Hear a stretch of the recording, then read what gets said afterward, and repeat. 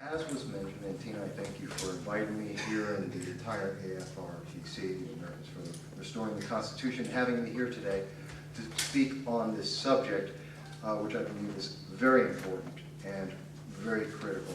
Its timeliness is matched only by its importance. Now, for those who do not know me, my name is Michael Vass, or Michael Vasquez. You may have heard of both. They're the same person. I'm a political commentator, as she's mentioned, for over a decade now. And in that time, over the last decade, I've published literally over 5,000 hours of material. And that's an important thing, not because it's meant to be a brag, but it is meant to give you a reference that when I tell you that the red flag legislation is some of the most terrifying information I've ever run into in the years that I have been working and covering politics on the national, international, state, and local levels, it's that important, and it is that significant. Now, let me start with something that shouldn't need to be said. Everyone in America wants to be safe. There is no one in their right mind that is not in favor of ending mass shootings and their subset, school shootings. Politics should have nothing to do with this process, and it has nothing to do with my presentation today. While we may disagree with the process to get there, that is the end goal that we all want to achieve: a safer, better America. But the path that we take to that end goal is important.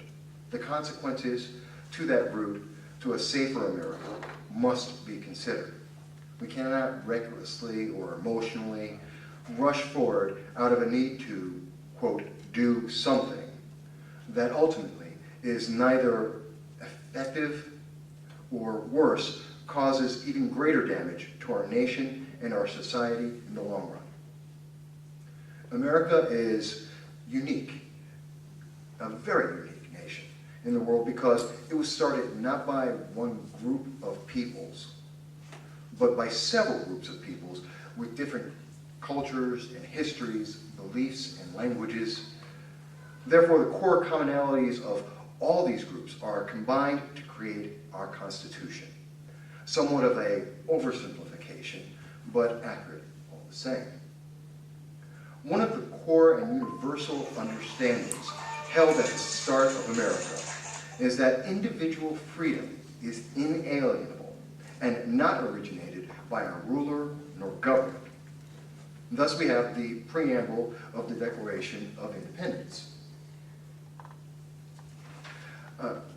And, quote, "We hold these truths to be self-evident, that all men are created equal, that they are endowed by their Creator with certain inalienable rights, that among these are life, liberty, and the pursuit of happiness. Prudence, indeed, will dictate that governments long established should not be changed for light and transient causes." That's an important part of it. I have emphasized this portion of the preamble that many people never get to or hear, as this is the founding of our nation, is based in whole on the condition that freedom is the first and foremost state of humanity. Government, and therefore law, is only a function to promote and to maintain the ability of each individual to have an equal and unhindered access to individual freedom. That was the original intent, as I understand it, and was meant not to change due to transitory fears, jealousy, ambition, or other fads as they may come. This was further enhanced by the Constitution. Its words were given to in its first words, were given the cornerstone by which every other law must, or in modern days should, adhere to. This is the guideline of government and America and law in America. Quote, we the people of the United States, in order to form a more perfect union, establish justice, secure domestic tranquility, provide for the common defense, promote the general welfare, and secure the blessings of liberty to ourselves, our posterity, to ordain and establish this Constitution for the United States of America. End quote. We are individually free, with inherent rights, and create government of our will. Government, therefore, is limited, both in what it can do and what it can affect, because only the people can ask for or allow our freedoms to be exchanged for greater power of government and or restrictions by law. That brings me to the amendments. The first is needed, not least of which for the purpose of open communication, just like we're doing right now. If there is no communication nor understanding, then government will devolve from individual freedom to one of those who oppressively govern and those who are governed. The second provides the defense of the first. It denies any government or individual the ability to remove the individual freedom by force or by law, unless the governed actively choose to rescind their freedom, and only to the degree that government allows. The fourth is the simplest shorthand. Protects the ability to have the firearms described in the second, and reinforces the fact that government is limited. It further ensures that individual freedom can only be effected in the most imperative of situations, even with the understanding that government may choose to reduce their freedoms. Inalienable rights cannot be destroyed, and even when voluntarily diminished, they still exist in full force. Now, perhaps one of the least discussed or least understood amendment is the Fifth Amendment. It contains the Due Process Clause, which a lot of people speak about, but not everyone really knows what it is. It's the linchpin of our legal system. In addition, the 14th Amendment further fulfills any gap that can be construed in due process. And the realization of this was far more eloquently stated by Justice Henry Friendly in 1970 in the article, quote, "Some Kind of Hearing," end quote, as he established guidelines for due process. 1. An unbiased tribunal. 2. Notice of the proposed action and the grounds asserted for it. 3. Opportunity to present reasons why the proposed action should not be taken. 4. The right to present evidence, including the right to call witnesses. 5. The right to know opposing evidence. 6. The right to cross-examine adverse witnesses. 7. The decision based exclusively on the evidence presented. 8. Opportunity to be represented by counsel. 9. Requirement that the tribunal prepares a record of the evidence presented. And 10. Requirement that the tribunal prepares written findings of fact and reason for its decision. How many people, by the way, have ever heard about that and what due process is?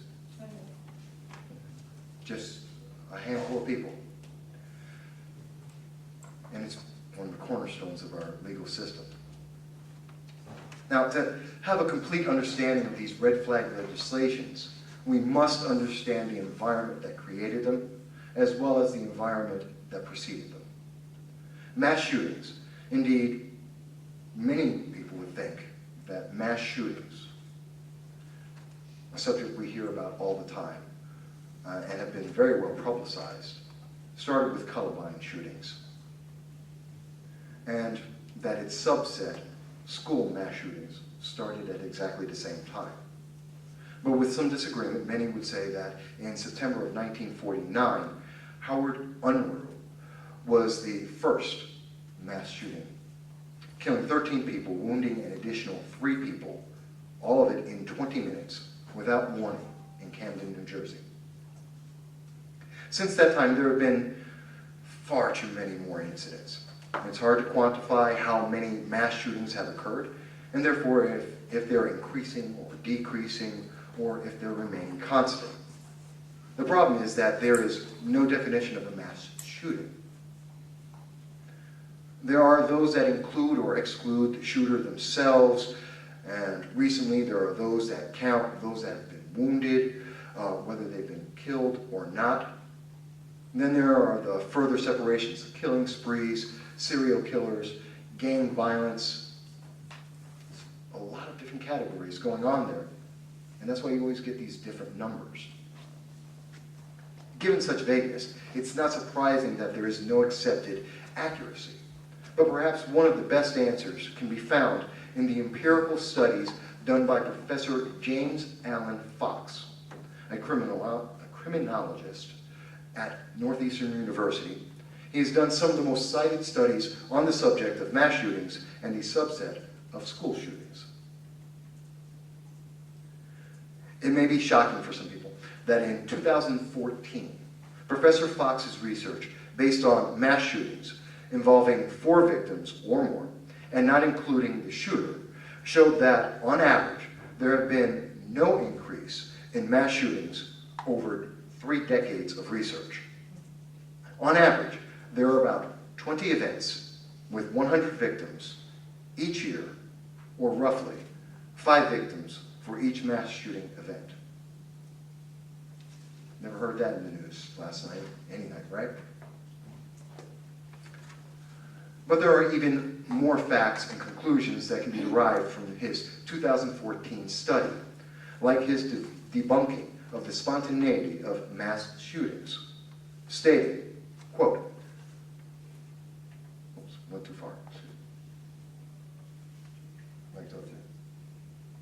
Okay. Quote, to the contrary, mass killers typically plan their assaults for days, weeks, or months. These preparations include where, when, and who to kill, as well as with what weapons they will strike.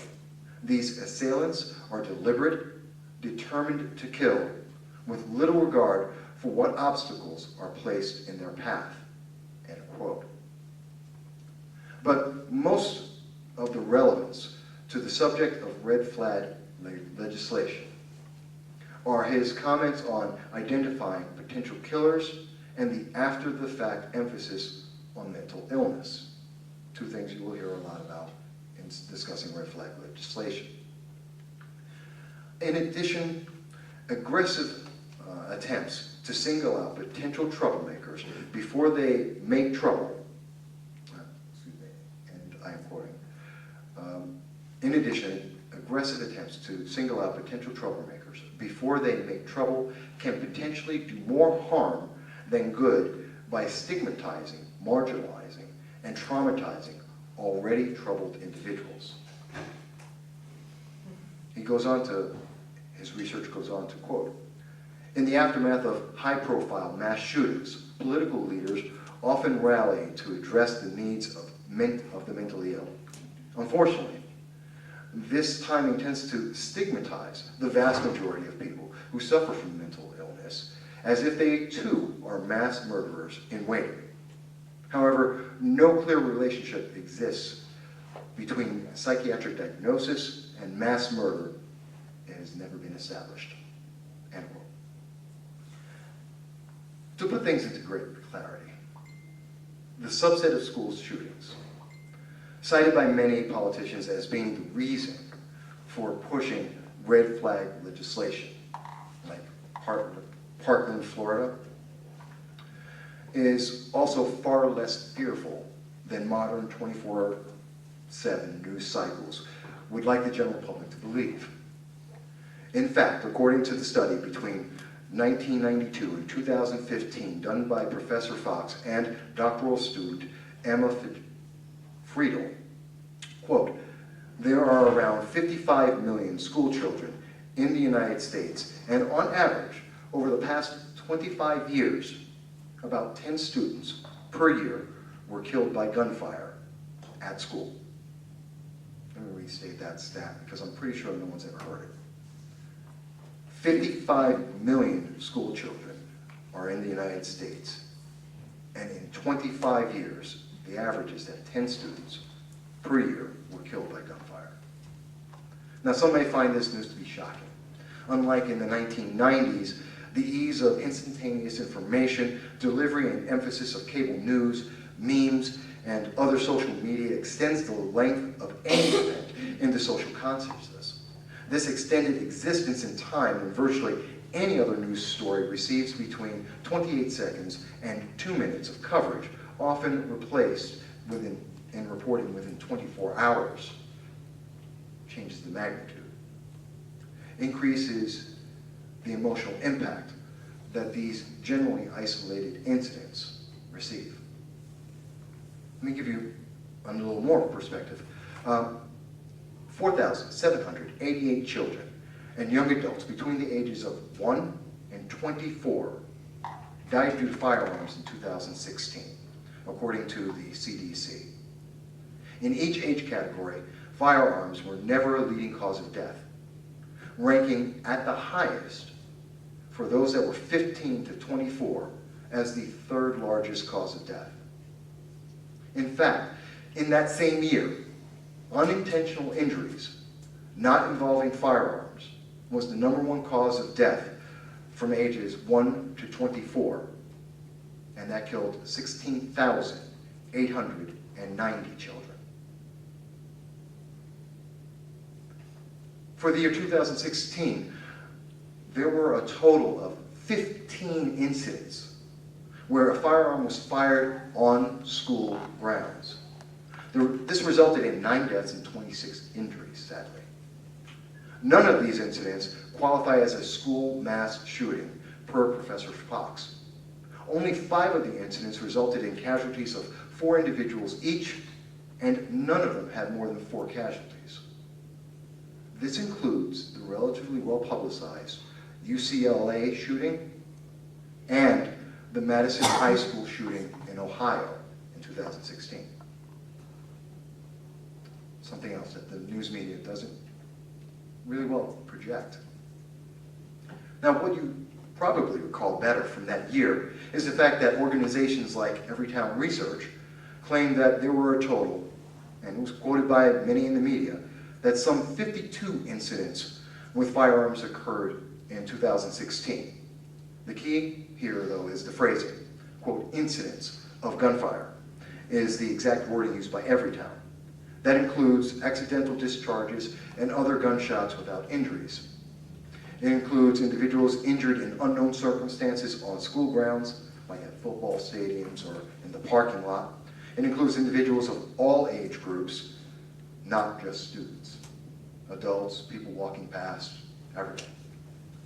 Now, according to CNN, there have been 23 school shootings as of May 25th, 2018.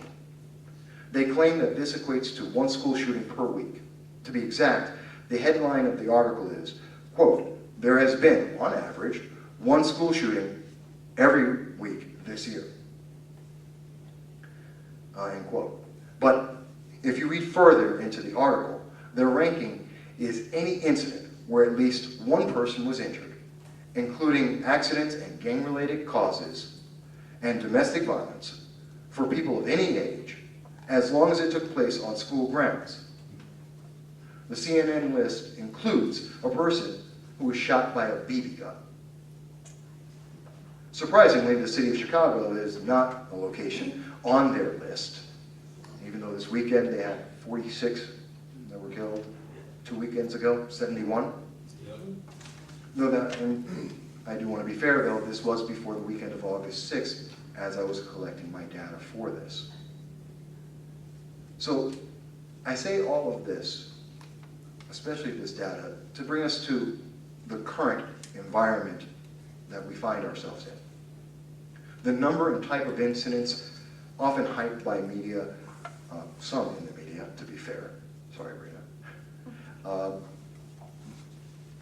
They create a fear. This kind of misdirection, where social media focuses on the headline and maybe a sentence or two for the first paragraph, has been a driving force for anti-Second Amendment movement.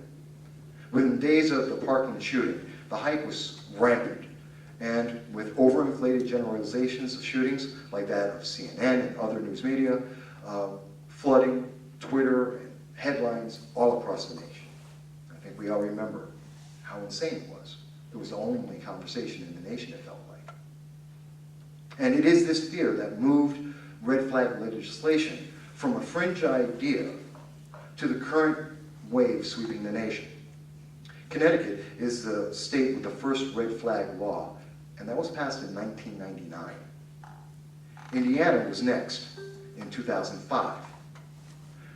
That was followed by California, who passed their legislation, their version in 2014. Washington followed in 2016, with Oregon following in 2017. Since the Parkland, Florida shooting, Florida was the first state to adopt red flag laws in March. In April, Maryland and Vermont joined in. In June, we had 3 states that jumped on the emotional bandwagon as well: Delaware, New Jersey, and Rhode Island. In July, Massachusetts and Illinois bring us up to where we are right now. And there are several other states that will be considering legislation this fall. In fact, about 11 states. That includes New York State. So now that we can understand most of the key facts in the background of all of this, because I think that's important. I think that's a lot of information that is never spoken about to anyone. But the question remains, what is the red flag legislation? I thank you for your patience for me to finally get to the question, right? Well, it goes by many names. The most common one is, of course, the red flag, but it also goes by Extreme Risk Protection Order, or ERPO, or Risk Protection Order, or some other combination of those terms.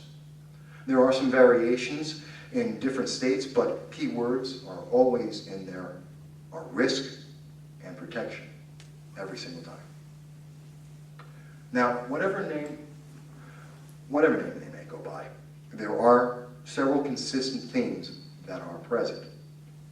The first is law enforcement, and possibly other individuals, depending on the state, which can be family members, current or former roommates, teachers, temporary part-time team sports coaches, we're talking part-time badminton coaches, can initiate the red flag process. 2, a warrant must be received from a court, though some legislation, like that in Indiana, which is considered one of the templates for the nation, it can be a retroactive warrant after the fact.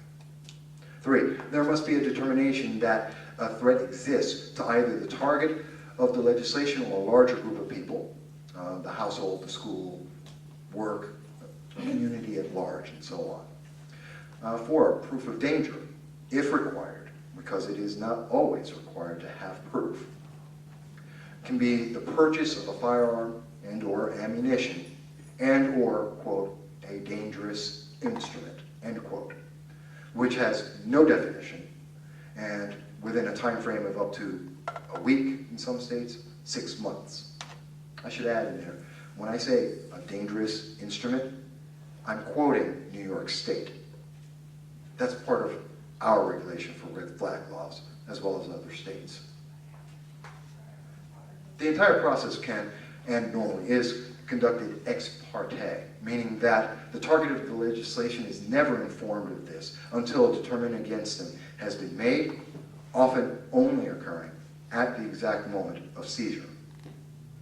All firearms present are seized by law enforcement on behalf of the government, not just the one that's on the warrant, but every firearm in the household, no matter who it belongs to. The target of the legislation then has a varying time frame to challenge the determination and seek to regain their firearm or firearms. That time frame can vary from as little as 14 days to up to 1 year. The other thing is, the government, if they lose the challenge, can provide the firearm and or its equivalent value within a time frame, normally up to 180 days, of whenever they took possession. In some cases, though, within that 180-day period or less, the government can destroy the firearm. In other cases, in several states, the government doesn't have to do anything at all. They could destroy the weapon and not provide you any remuneration whatsoever. And 9, of course, is that there is no provision for the remuneration for anyone that is falsely accused. So if you go in and you battle this and you find out that you're innocent, you get nothing. Sorry. Guess that was just a mistake. And I do want to pause about this for a second, because how exactly does law enforcement or any other type of person enabled by law become aware of the supposed threat? It's not clear what can be the valid initiating incident. It could be a tweet or a social media comment. It could be a fight, which it could be physical or verbal, that is observed or just reported to law enforcement. It could be a teacher observing a child is tired or has a bruise or otherwise creates the impression that they have a, quote, troubled home, end quote. And in fact, under the wording of several states, including New York State, it could be a hunch of the officers or other individuals. Retroactive warrants are its own kind of self-described nightmare. Justification after the fact is fraught with the potential of fraud and abuse. How exactly is a threat and the level of the threat determined? Again, the nature of the tweet or the comment, the severity of a verbal or physical fight, observation of erratic behavior. There is absolutely no uniform criteria for this in any state in the nation since 1999. There can be no proof of danger when that proof can be purchased to address that. When you can purchase a knife, and by the way, that's the cause in 2016 of 536% more deaths in the original 5 red flag states than rifles, which we always are told how deadly rifles are, up to half a year prior, within 6 months. Baseball bats, hammers, bricks, all are part of the other category in the 2016 FBI murder crime data and responsible for 455% more deaths than rifles. And they also qualify. In fact, almost anything qualifies and would be near impossible to prove how anything isn't dangerous, depending on whether the user has that intent or not. But I do want to come back to this idea of due process because it's very important. And it said, I want to ask the question of how will the seized firearm be stored? Because that's not answered in any state. Where? Under whose command and control? State after state after state, this remains to be an open question, not answered by any of these red flag legislations. And then there's the cost of a court challenge, which can be in the thousands, possibly tens of thousands of dollars, according to a guesstimate that I received, by attorney Mark Warburg. Multiple attorneys actually consulted for this presentation agreed on the general range of costs, citing time and potential difficulties of any potential case that would be factors in the cost. And I have to ask, it can be tens of thousands, so how many people have an extra $10,000 immediately available for a possible prosecution? As reported by CNBC in September of 2017, the 57% of Americans have less than $1,000 saved. And more than 40% of millennials, 34 and under, they in general have 0 saved. So the money for all of this just doesn't exist. And now that we took a pause here to just get a general sense of what this red flag legislation, what is it doing, what is it addressing, and some of the inherent roadblocks that are immediate questions that it creates for every American, let's talk about the problems with the law. Because, I wasn't going to just go over the flaws so briefly. And I'll try and speed up. It's a lot. Opponents of the red flag legislation started with the inherent violation of individual freedom that laws create. The question is how it affects the Second Amendment, the Fourth Amendment, and due process. Greg Pruitt, an opponent of red flag legislation in Idaho, and a writer of the Second Amendment activist.com, responded to my request for comment saying, quote, red flag laws are unconstitutional. No matter how the gun control community tries to butter them up, they remove rights without due process. It's absolutely asinine that someone comes to your home and takes your guns because you are deemed, quote, too dangerous, end quote, to have them. If you are that dangerous, then why aren't you being removed from the situation, end quote. Mr. Pruitt compared the situation to a popular movie I think that we all may have heard about, and it has similar themes to this legislation. That was the action science fiction film Minority Report. As Mr. Pruitt said in a blog post, quote, have you ever seen the movie Minority Report? In the Tom Cruise thriller, several people called precogs can see into the future and determine who is going to commit murder. However, before the murder takes place, the police go and arrest the individual and lock them away for life.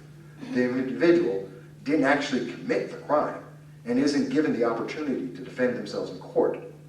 In the end, Tom Cruise's character exposes several flaws to the system, primarily the decision of a person to be able to choose their own path, not what others predict that person is going to do, end quote.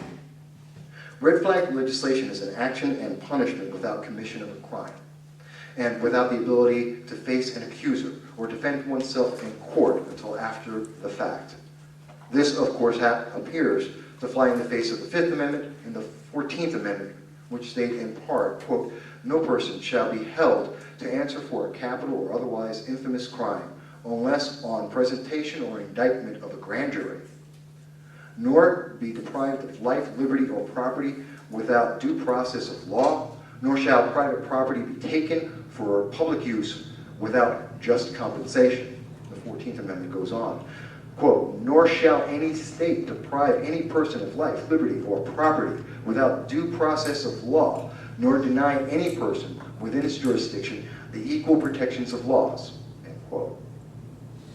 Now, if this is correct that there is a violation of these amendments, then the Second and Fourth Amendments are violated once a red flag law is acted upon. The second, in that the right to bear arms is infringed. The fourth, in that seizure is unlawful and the warrant is without true probable cause. The fifth, as there is no grand jury, there is deprivation of property and no due process. The 14th, as again, there is no due process. I should first add that proponents of red flag legislation claim that due process is ensured and part of the process. When I asked Mr. Anthony Brindisi to clarify this in person in the city of Owego, he declined to answer me on this question. But Assemblyman Anthony Brindisi is a supporter of the legislation and voted for 2 of the 5 red flag proposals in New York State at this time, and has stated in an email response to a question from a voter in June of 2018, yes, quote, one of the ways we can address gun violence in New York is by temporarily preventing those who might do harm to themselves and others from having guns in their homes. The bills you're referring to allow teachers and other officials to petition judges to hold a hearing to evaluate whether someone poses a threat. They allow for due process and protect everyone's rights while improving public safety. I think they struck the right balance between protecting individual liberty and keeping people safe. That's why I supported these bills, end quote. When Assemblyman Clifford Crouch was asked about his support of one of the 5 red flag proposals in the state of New York at this time, he stated in part in a podcast at the No Sound Bites Allowed podcast, quote, if there is a domestic violence danger or something like that, or if someone is identified as a danger to themselves or others, we want to make sure they are not in possession of firearms. We have to make sure they can't obtain firearms for everybody's safety. The problem I have with Bill A11148 is it seems to take law enforcement out of the picture and expand those that could request an extreme risk protection to school officials, teachers, and part-time employees of the school. There didn't seem to be a good due process to restore the opportunity for the person to have a firearm restored. And of course, I spoke with Assemblywoman Donald Pardo on her votes in favor of 2 of the 5 red flag proposals, and she said a lot. For the sake of moving this along a little bit faster, and I know there's going to be questions, and it reads a little longer than I thought it would. Essentially, to give her a fair right, Assemblywoman Donald Pardo states that she was looking forward to being able to make a statement, to be able to force the state Senate to take action to change a law that she knows is flawed and doesn't work. And I will be able to, we'll be providing this for everybody, actually the full version, which is even longer than what we're talking about, with even more details. That's why it may seem a little choppy in a couple of spots. I apologize. So virtually all Assembly members that I was able to speak with or receive information from on this subject agree that due process is essential, and that these bills, in the current form at least, have issues with due process. And this may be why, when I asked Senator Fred Akshar to comment on this, he provided the comment, that he's not supportive of red flag bills in their current form because of how broadly they are worded. And he's into having a discussion about common sense approaches to this, but there are loopholes in the existing law that's being proposed. And then there's Representative John Katko, recently stating that he plans to propose a red flag bill to Congress in the next session. He reiterated the same flawed logic that has been repeatedly mentioned in each state and in each of these comments by each of the Assembly members. Flaws that I'm going to go into in a second, but he did say, there it is, the bill wouldn't allow officers to confiscate guns without a warrant, which isn't a question. And while it protects the Second Amendment rights of gun owners, it also ensures family members or law enforcement can request an order from a judge to remove guns if an individual poses a serious threat to themselves or others. Common theme. The reasons for the red flag legislation remain consistent in each story and each state that it is proposed. A need to protect the public and eliminate a threat before it actually becomes a danger. They point to situations like Parkland, Florida, saying if action was taken, lives would be saved. But the red flag legislation in every form in each state that we've been able to identify violate Judge Friendly's guidelines of due process mentioned previously. They violate the unbiased tribunal in that there is an accuser making an allegation of danger and a court evaluating that danger without a crime. It is a subjective determination of danger without empirical fact about an uncertain future outcome. There is no notice provided to an accused, as red flag legislation can and are almost always done ex parte, meaning that the accused is never notified of the proceedings. In addition, because it's ex parte, there is no one to guarantee or even attempt to ensure the rights of the accused, nor is the opportunity to defend the accused guaranteed or even considered. Evidence cannot be produced by the accused to defend themselves until after the fact. The common term, or its equivalent, of dangerous instrument can be defined as literally anything, especially considering the enormous category of items used to commit murder recorded by the FBI and the CDC. There is no guarantee, as this is an ex parte, you're not present action based on the accusations of an individual that may not and commonly does not have legal or law enforcement backgrounds, that a decision will be reached based on actual evidence. In fact, the initiating cause is by definition an emotional determination of that possible future action, which means by default it cannot in fact existing. Evidence just can't exist. Thus, 8 out of 10 requirements stated by Judge Friendly for compliance with due process are violated by red flag legislation. Yet proponents would like us to believe that after the fact, representation by a lawyer, after action, opportunity to review and refute evidence, and retroactive defense of the accused is due process. If we applied these same principles to any other law, would it stand out in a court, and/or would the public accept it? Thus, an individual is standing on the sidewalk in front of a bank. The individual looks down the road one way and then the other while shifting side to side. A person at a window observes this and calls the court and has the person detained for bank robbery before action has been taken. The now detained citizen has a right to go to court and fight the incarceration for that action where no crime occurred. Would anyone call this due process? I think we can all agree about that. Of course, it can be said that I'm not a lawyer, so I just don't understand the law. We hear that a lot sometimes when we argue these things. Thus, I spoke to actually several lawyers on this matter. In fact, some of them, many of them, all sides of parties here in New York State and outside, and some of them did ask not to have their names revealed because of fear of political backlash.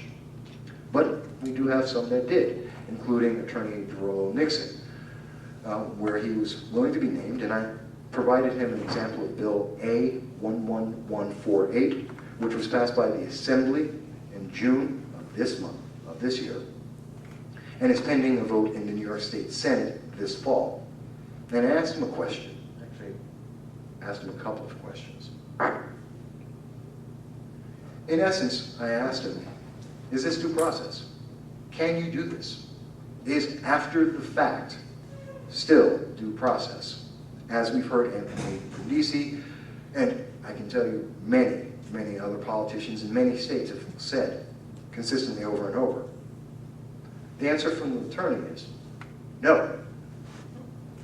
One part that I like here that he mentions in the answer to question 2. Yes, it violates a person's due process rights to have their personal property, which is not involved in a crime, and/or which was not on his person when he was arrested for a crime, seized by the government. Government can't just come in and just take your stuff because someone said so. That's not supposed to be possible.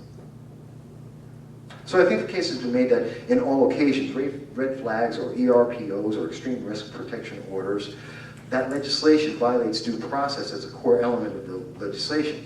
And as a consequence, that violates the Second Amendment, the Fourth Amendment, the 14th Amendment. They're all directly being violated by this. But the consequence continues both directly and indirectly. So setting aside the question about due process, what about the impact on a family? Don't think anyone ever thinks about that. A consequence is that directly related, but yet never addressed by the legislation or by any politician that has ever voted for an ERPO, is what happens to any child present in that household. While Bill A11148, which is supported by Governor Cuomo and is being pushed by him, in New York allows for a temporary part-time badminton coach and potentially any member of a school or school system to eliminate an extreme risk protection order. The fact that it affects more than just the ownership of guns is never addressed. In fact, every version of this, in virtually every state, has an additional component, and that component is that any children present in the household must be removed for their own safety. No one ever says this. You won't hear this again from anyone else. They must be removed from the household for their own safety. And you have to say, well, how is that possible? Why would that happen? And it's a great question to ask, but consider that New York State is a mandatory reporting state for child protective services. Also, Connecticut, which is the oldest ERPO in the nation, enacted in 1999. So is Indiana, which was the second one. These states must notify their respective CPS, Child Protective Services, as a court has deemed that a location and individual is a danger Per the mandates of the CPS, they must act to protect the child from the legally identified significant danger, which means they must remove that child. It is their requirement. New York State has great clarity on this. The CPS law requires officers to report incidents on them. New York State defines child abuse as, quote, creates or allows to be created a substantial risk of physical injury to the child by other than accidental means, which would be likely to cause death, serious or protracted disfigurement, protracted impairment of physical or emotional health, or protracted loss or impairment of the function of any bodily organ. Therefore, per the obligation of CPS, if a court deems a person and a household a danger that requires removal of firearms and legal action from a court, and suspension of the near absolute rights found in the Constitution, that household is just too dangerous. And while this is not direct, it is not in the red flag legislation, it is a direct and legal obligation. And it is an action that cannot be deferred by any court or by any individual. And obviously the impact on a family is indeterminable. But can anyone here tell me that they think that would be a positive? In this research for this presentation, I sent FOIAs to, I sent a FOIA request, Freedom of Information Act request, to Joyce Katz, Commissioner of the Department of Children and Families, otherwise known as DCF in Connecticut, and to Terry Stigton, Director of the Department of Child Services, DCS, in Indiana, to try and find out how many times this has actually been happening, and how much does it cost, and how many lawsuits have wound up happening because of this. Well, simple answer. In Connecticut, the answer to me almost immediately was a mocking headline in the email, and the answer, we have no idea. They don't know. They don't keep the data. In the state of Indiana, I'm still waiting. They have their FOIA request, they're looking into it, but apparently they don't know yet either. And this has been going on for well over a decade. And they have no idea. The data is not available. Imagine how many families this could be. How many more families when no one's paying attention? Now, what I can tell you though is that there have been 1,500 red flag actions in the state of Connecticut since 1999. The frequencies of these actions were in the dozens until 2007, when it increased by 500% to over 100 people per year, according to a 2017 Duke Law study. And according to the Indiana Attorney General, Curtis Hill Jr., in a conversation with NPR in March of 2018, a number of red flag actions is just unknown in the state of Indiana. But I did find a study in June of 2018 that cites that there's at least 404. Now, according to the Duke study,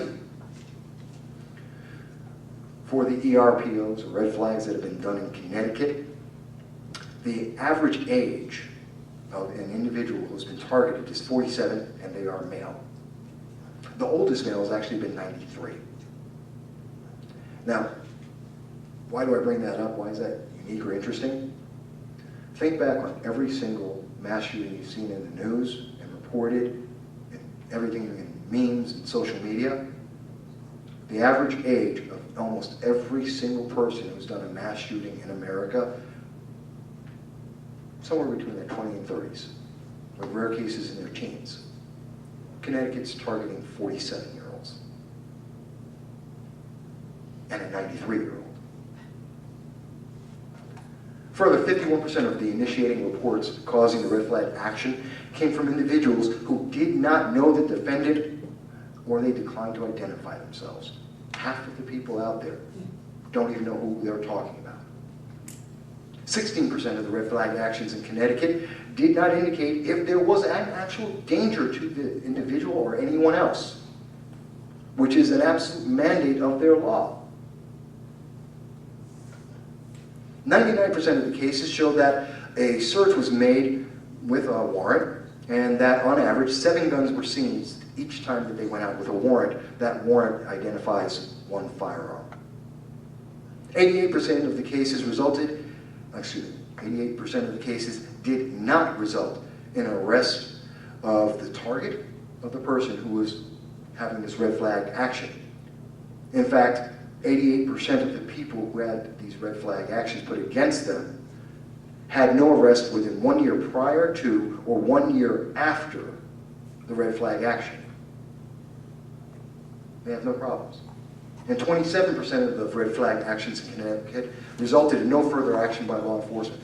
They didn't get arrested, they didn't get taken to a hospital, they didn't do anything. They just took their guns and walked away. That's it.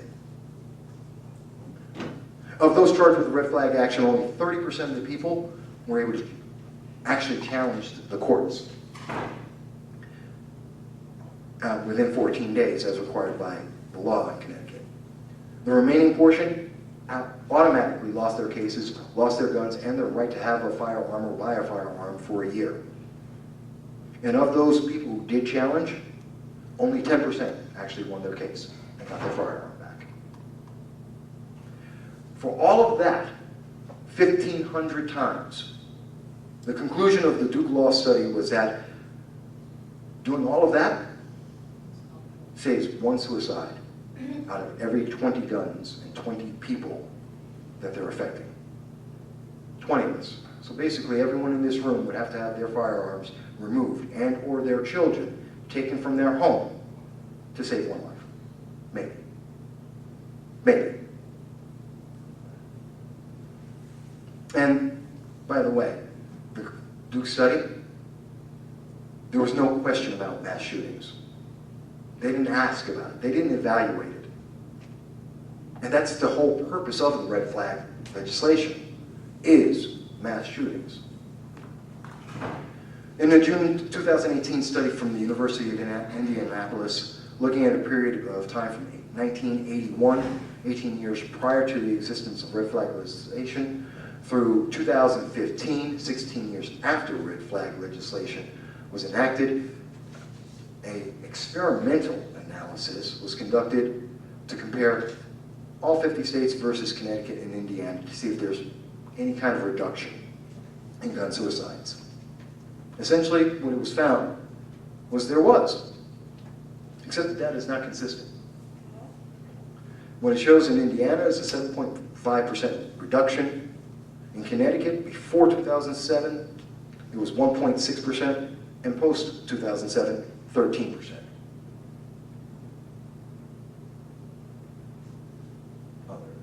Yeah.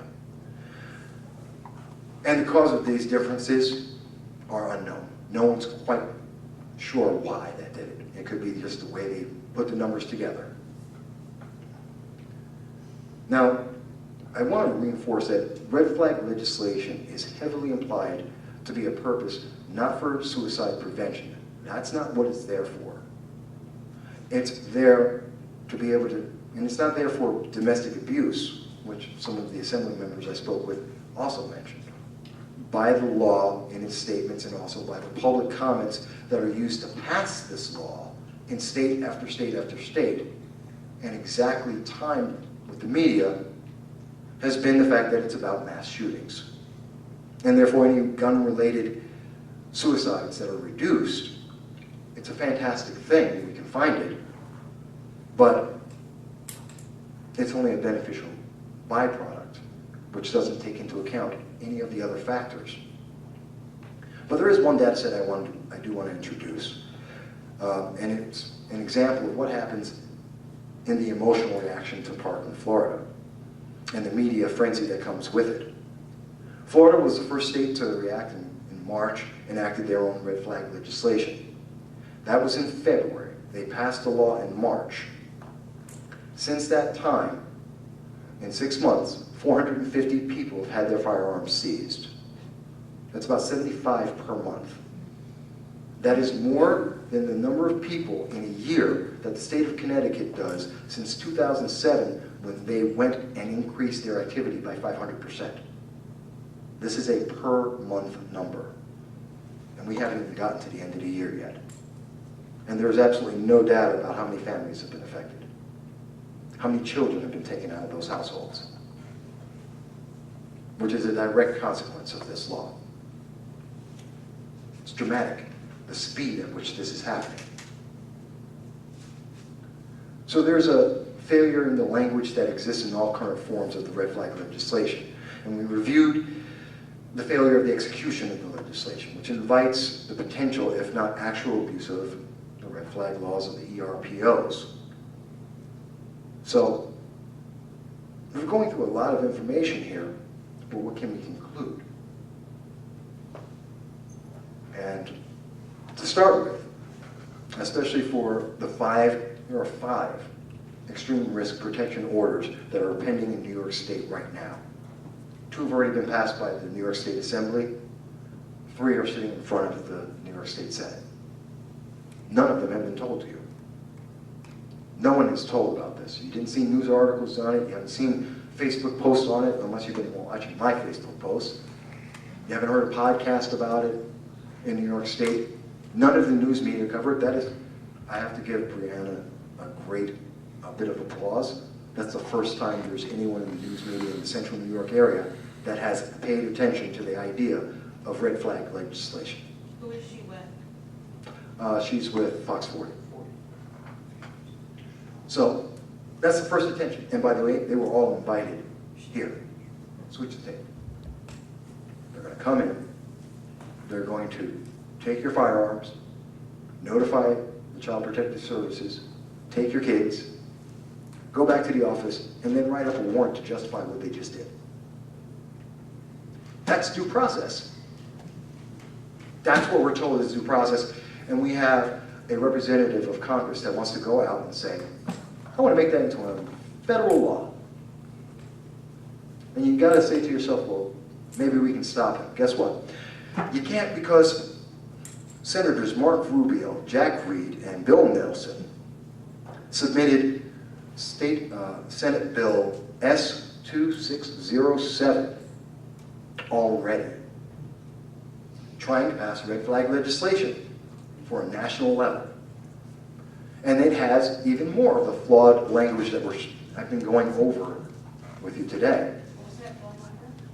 That's S2607, which means it's in the Senate. It's a bill that's been presented on the floor. It has a 3% chance of being passed at this moment.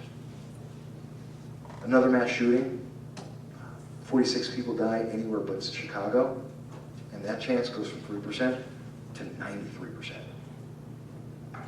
And that bill is completely flawed, because what he says,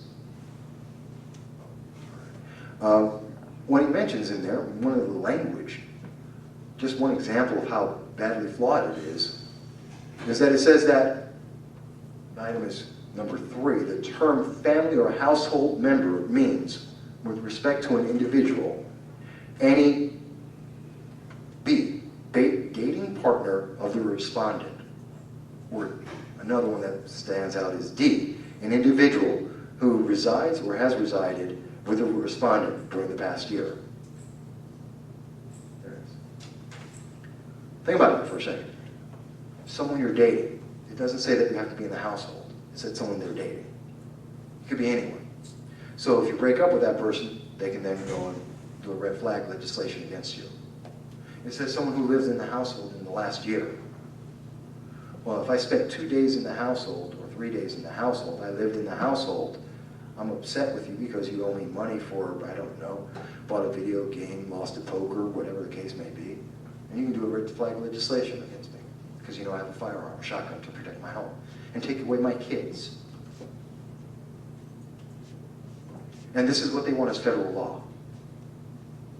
That's what they want to put out as federal law.